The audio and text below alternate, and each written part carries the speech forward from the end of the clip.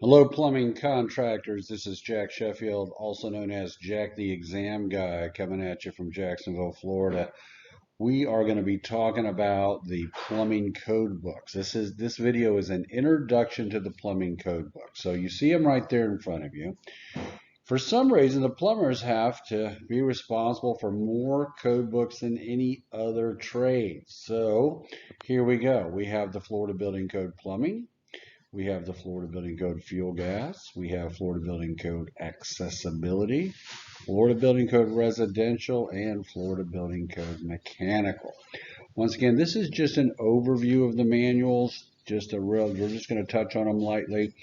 For each manual, I'm going to go in much more depth in other parts of the course and in this video as well, a little bit more in depth.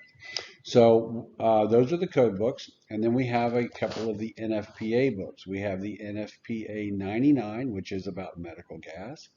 We have the NFPA 14, which is about standpipes.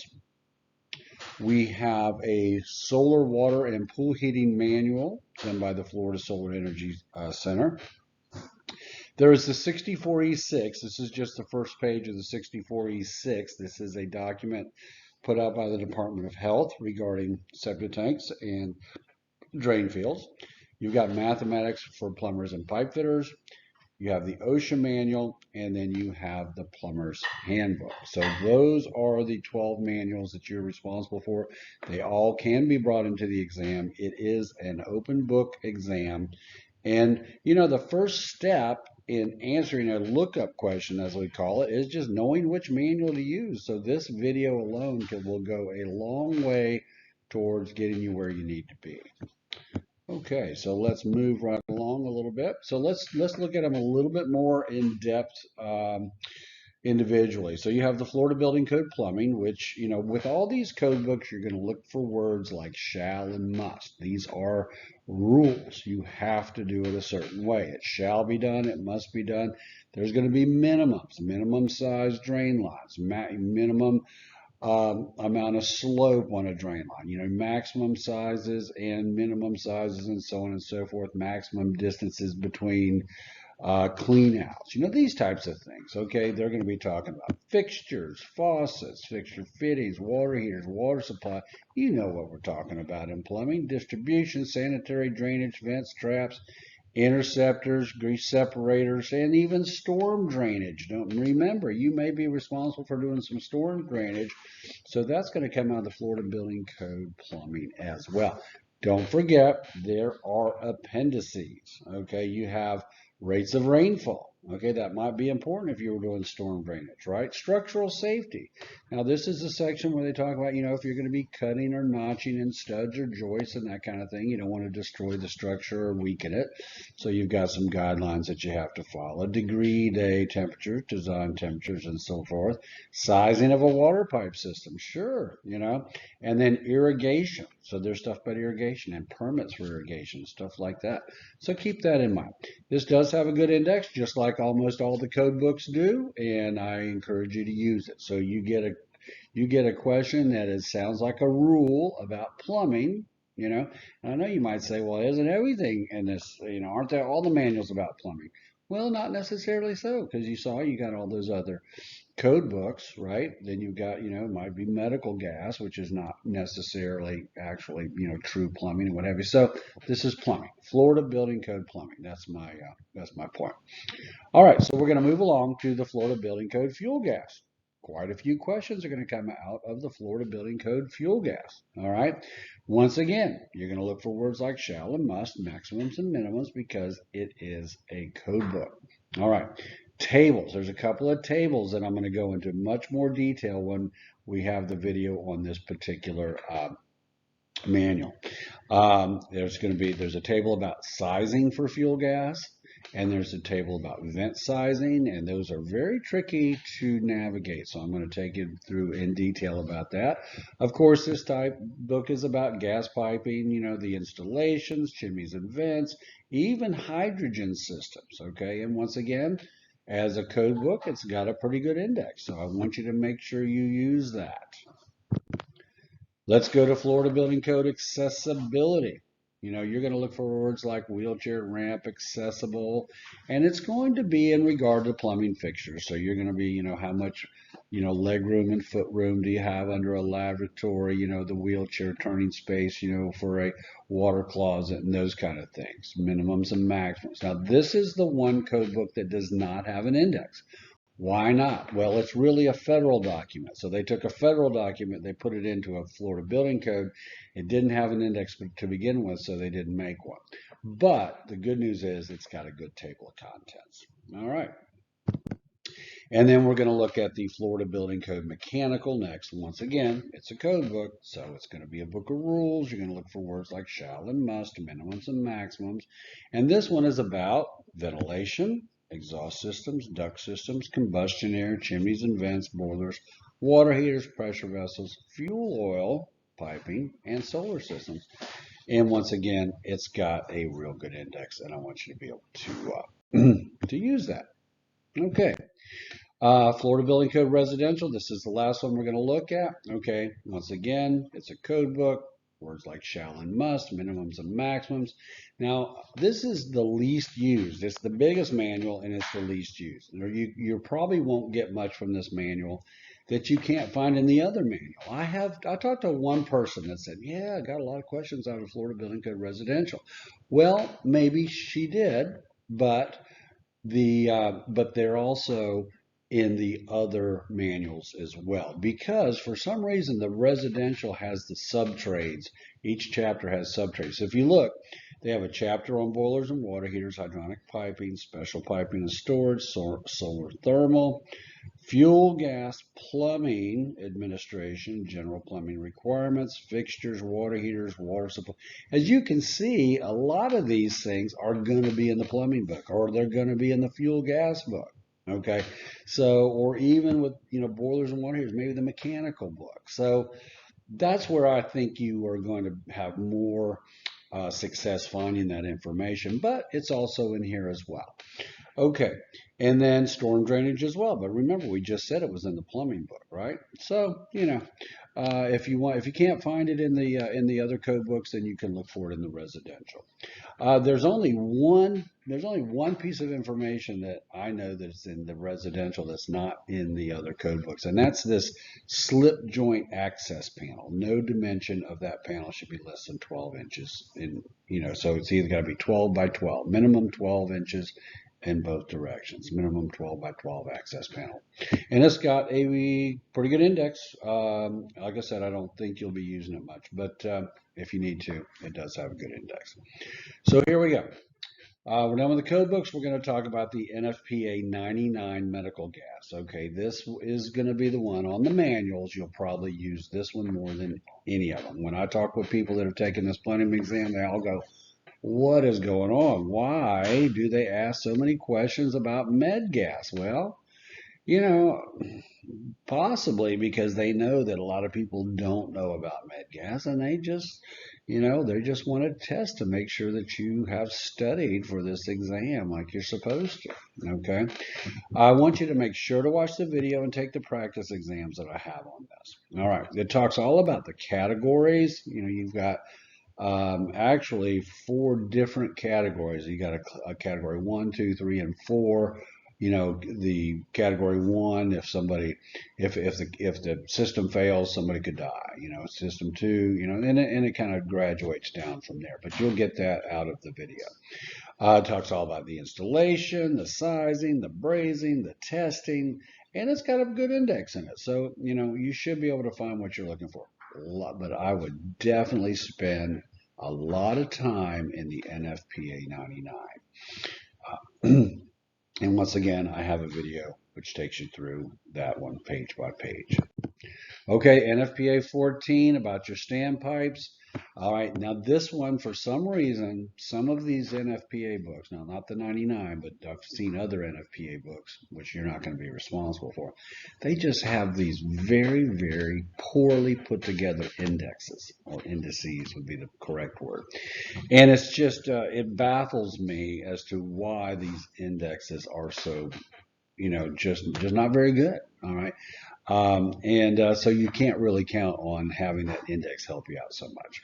Okay, so make sure you watch the video that I have on the NFPA 14 and take the practice exams. It talks about the different categories. You got a class 1, class 2, class 3, the installation of all the piping and what have you, the pressures that they have to be tested on, the volumes that they're supposed to produce, and then the types. You've got a wet system, you have dry systems, automatic systems, manual systems. There's just a lot of good stuff in there, so make sure that you do get familiar with that. Once again, we're just doing an overview right now. Okay, Plumber's Handbook. This is probably, it just really surprises me sometimes, when I, go through these manuals and see what there is. Usually, it doesn't surprise me when there's a bad index or a poor index or no index. But I got to tell you, this Plumber's Handbook has got the best index of any book I think I've ever looked at in my life, and which is a good thing because there is going to be quite a bit of a few questions out of here. And if you didn't know where to go, you're just kind of at a loss, go here because it's got a great index and it'll take you to where you need to be. They just have a wide variety of plumbing concepts and information. Just to give you an idea, some of the stuff is really, really valuable. Some of it's kind of, like they've got a table which tells you if you're using a 2-inch pipe, if you have a 2-inch steel pipe, that you should be using a 24-inch pipe wrench on it. There's an actual table that tells you that, and just lots of other good stuff. Most of it is very, very pertinent information, though. If you have International Plumbing Code or Universal Plumbing Code references, there's a good chance it's going to come out of this book because this is the only place of all the manuals that mentions those things. And in this book, in addition to another wide variety of information, you'll happen to see a lot of stuff about pools and filters, wells and pumps, even septic tanks, even though there's another manual, and standpipes. Remember, we've got the NFPA 14, but there's actually standpipe information in this manual as well, and septic tank information, even though you'll see in a minute that you've got that 64E6, which is just for septic tanks and drain fields. It is heavily used. Okay, so I would definitely use this index. Go to this book, use this index, and find that information, man. Don't forget about your plumber's handbook. If you don't know where to start right here. Just look in the index and see if you can find it. Okay, mathematics for plumbers and pipe fitters. All right, I get a lot of people that say, you know what? I don't think I need to do, I'm not really great at math, so I think I'll just skip all the math and just do all the lookup questions and do my isometrics. Well, I got to tell you, that is a recipe for disaster. You do not want to do that.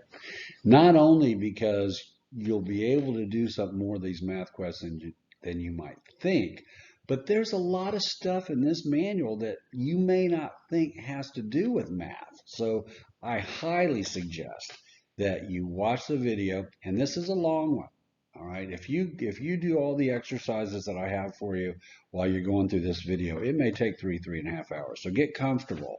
But there is so much in here. I actually had somebody tell me after they'd failed the exam a couple times that they said, man, if I'd have watched this video before I took those exams, I'd have passed. So I want you to pay attention to this video. All right, lots of formulas. Okay, area of a circle, volume of a cylinder, and other things as well. Some of the stuff I'd never seen before until I looked in this, and I'm kind of a math guy, so that kind of surprised me. Volume of a sphere. Wow. Anyway, they'll tell you how to figure out how much lead you need for a shower pan, a lead shower pan. I know you may not have ever done a lead shower pan. Maybe you've never seen a lead shower pan, but some of these manuals, it's almost like you're back in the 60s working, so, you're going to have to, you may have to figure out how to, how much lead you're going to need in a lead boot, right? In a roof vent, not a vent, but, a boot that goes on the roof. And then they've got a water tower. There's a calculation to figure out how much water you're in a water tower and what's the feet ahead. in relation to the PSI and all that stuff. So it's really a valuable video for you to go through. So I do suggest you do that, because there's a lot more than math. They talk about offsets, diagonals, threading, cast iron pipes, and your single hub, double hub, that kind of thing. And I just wish you the best on that. It's going to take some time. All right, the solar, water, and pool heating manual. This is it's a tough one to navigate because there's no index. That's the first thing. Okay, no index. The second thing is the table of contents has no page numbers. All right, it gives you 5 different chapters and it tells you what's in each chapter, but it doesn't have a page number next to it. So this is one that you're going to want to tab heavily. It talks about the solar basics, setting up your panel and facing it south, yada, yada. It talks about solar water heaters, how to build them, how to install them, how to maintain them. And then it talks about pool heaters. All right.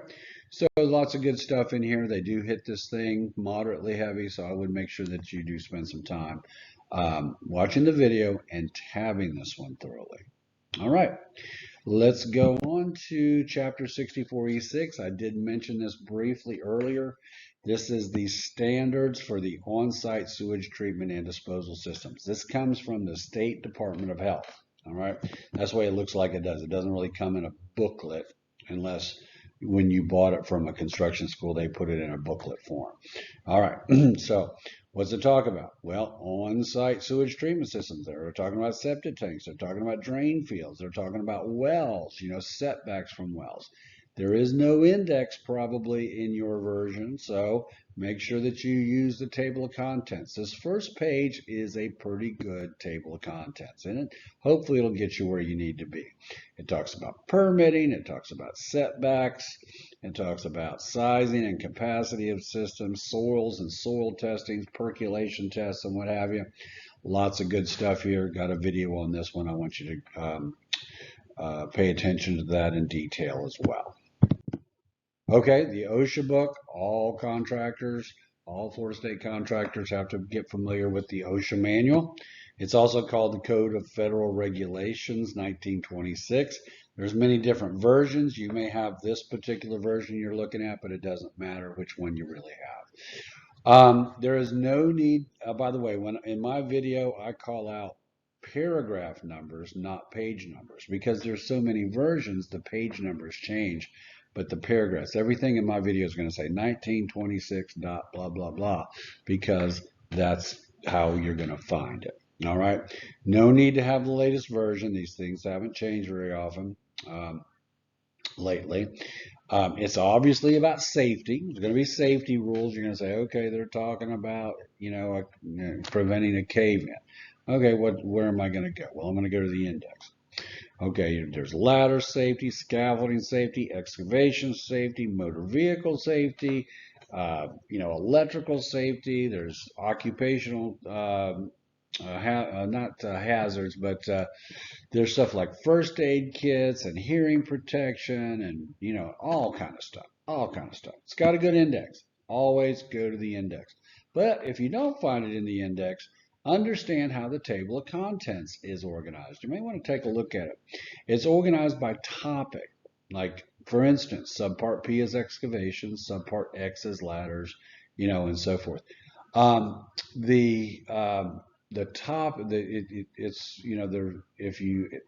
reason they call it subparts is because it's a law, so it's chapter 1926.